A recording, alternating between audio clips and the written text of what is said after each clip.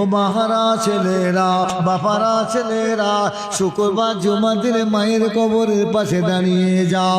আব্বাজানের কবরের পাশে দাঁড়িয়ে আব্বাজানের কবরটা দেখো, আর মনে মনে বলো এটা আমার আব্বা হাজার, মা জননী, যার পায়ে হাত দিয়ে চুমা খেলে আল্লাহর জান্নাতে দরজায় চুমা খাওয়া হতো।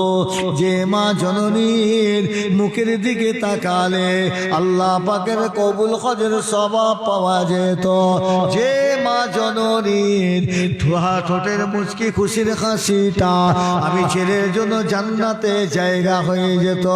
যে মা জননী বুকের দুধ খাইয়ে আমাকে লালন পালন করলো, যে মা ঘৃণা করলো না, আমি পিসাব করেছিলাম ছোটবেলায়, পায়খানা করেছিলাম, মা আমার ঘৃণা না করে মেতরের মতন খাবার হাত দিয়ে মা আমার পায়খানা পিসাব পরিষ্কার করে, মা আমার গোসল করিয়ে গা ধুয়ে মা আমার বুকে তুলে আঁচল চাপা দিয়েছিলেন। সেই মা জননী তার কবরের পাশে দাঁড়িয়ে আছে। আল্লাহ রাসূল বলেন, মাহারা ছেলেরা, বাপারা ছেলেরা, তোমার ওই মায়ের কবরটা দেখো, তোমার ওই বাপের কবরটা দেখো, আর মনে মনে বলো এটা আমার আম্মা জানের কবর, এটা আমার আব্বা জানের কবর।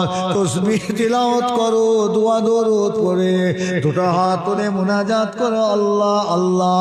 এই সওয়াবটা দেখেটা আমি সন্তান, আমি ছেলে, মা শুয়ে রয়েছে কর্মস্থানে, মা মা করে ডাকলে মায়ের সাড়া পাই না।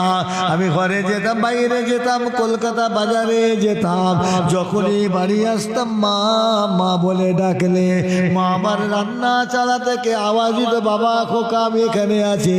মা আমার যদি ঘাটে থাকেন বলে বাবা আমি এখানে আছি। মা আমার যদি কলে থাকে মা মা বলে বাবা আমি এখানে আছি। আল্লাহ রাসূল বলে, ছেলেরা ছেলেরা, সেই ভালোবাসা দরদের মা আজ তোমার কফন পরে কবরে শুয়ে রয়েছে।